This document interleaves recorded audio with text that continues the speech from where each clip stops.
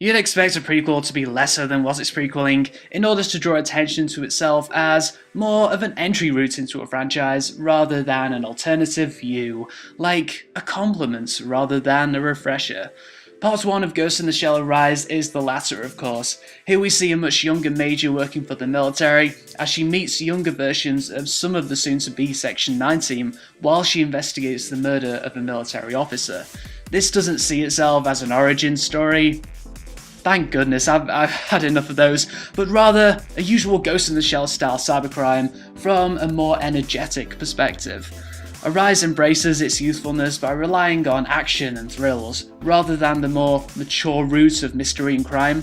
There is a self-contained case here, and inevitably the approach of being more action than dialogue heavy detracts from the overall mystery, to the point where there's very little mystery ultimately. The case isn't particularly intriguing, but the psychological thriller elements, which I thought I'd never get to see in an anime starring a cyborg — cyborgs can have psychological problems — work to add a sort of horror element. Because the Major is younger, it's nice to see her more emotional and open with other people and non-people, giving us a version of the Major that we never got to see when she was older and colder.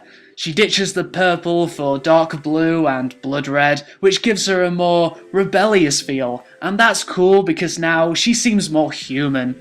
I can actually connect with her now. I also like the quirky chill-out musical score that contrasts with the multitude of fisticuffs, chasing, and gunfights. In the end, I think there was too much action. I know other Ghost in the Shell series were dialogue heavy and maybe they got criticism for that and wanted to go in a different direction to avoid criticism of that. But the reason they were dialogue heavy is because they revolved around complicated mysteries that needed talking about. Here the mystery is very simple, so there's not much intelligence to get you drawn in.